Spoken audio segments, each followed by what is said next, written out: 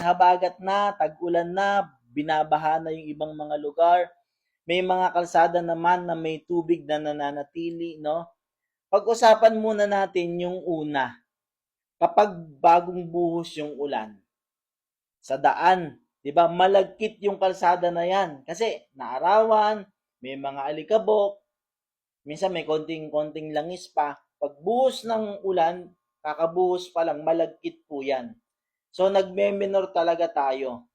Hindi tayo pwedeng mabilis sa pagpapatakbo sa atin pong kalsada na bagong buhos pa lang ng ulan. Na isang paalala po yan. Pangalawa, sa mga may tubig o yung mga binabaha, humihina yung kapit ng gulong, yung grip niya dun sa kalsada, lalo na sa espalto or sa mga semento.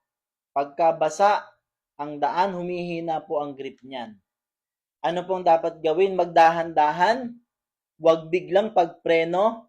Kung kaya, gamitin ng engine brake sa smooth braking kung makakakita ng baha. Tapos, ikatlo po, sa tubig o sa basang daan. Dahil mahina ang kapit, pwedeng mag-slide ang ating mga gulong.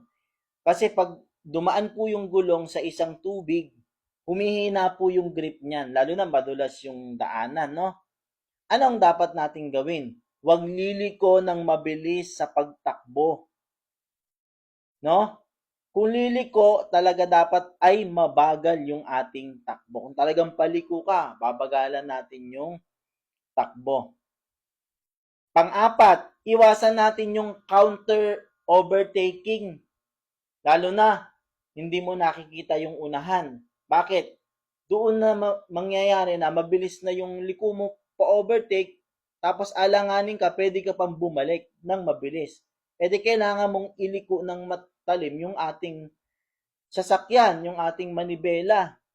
So mahihirapan tayo iwasan yung counter overtaking o overtake ka doon sa kabilang daan, sa kabilang kalsada. Kahit na yan ay broken lines, ay mababangga, mag-aalanganin tayo sa pagkabig ng gulong. Maulan, alanganin po. So dapat sure, 100% sure sa pag-overtake, lalo na sa tag-ulan. Ano po?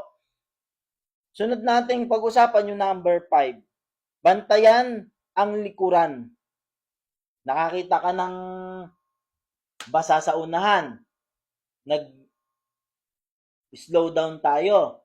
Medyo nag-apply ng kaunting brake.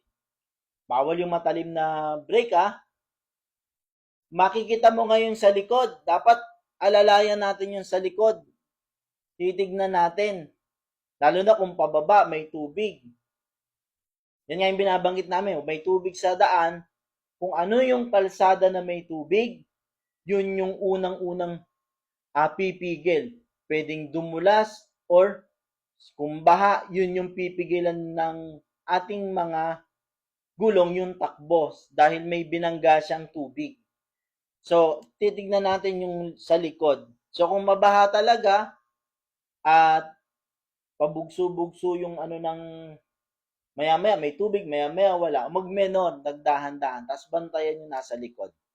Kapag nalubog ng tubig yung ating gulong, kailangan nating bantayan yung ating mga preno. Humihina po yan. Nalubog yung disc brake, inabot ng tubig. Yung drum brake, inabot ng tubig. Pag alis nyo dun sa baha, bigain nyo lang konti, takbo konti. Bigain nyo po konti, takbo uli. Kasi mahina po ang preno niyan. Alam nyo naman, no? Basa po yon, bakal na may tubig. Pag inipit, basa, hindi agad kakapit. Marami pang tubig.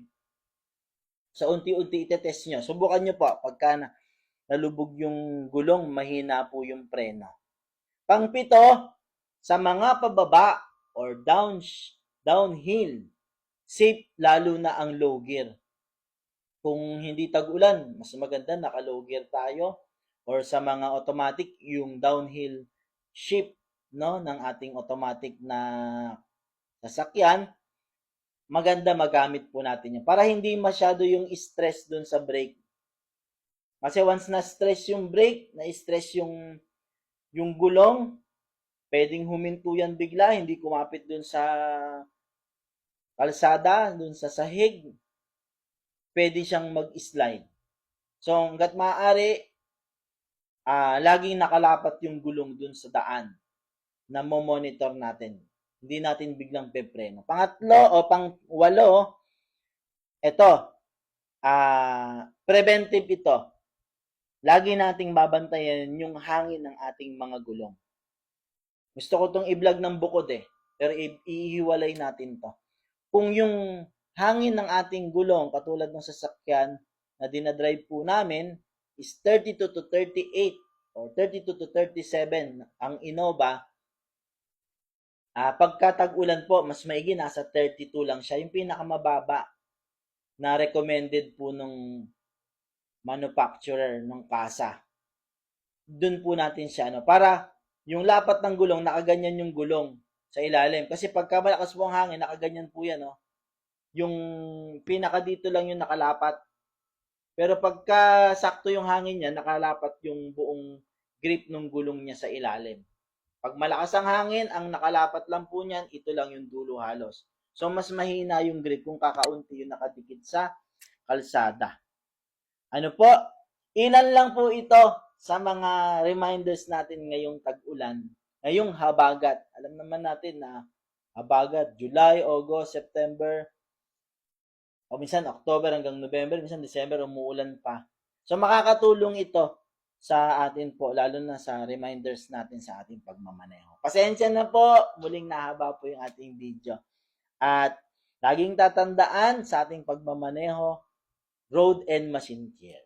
Muli po, salamat po sa Diyos.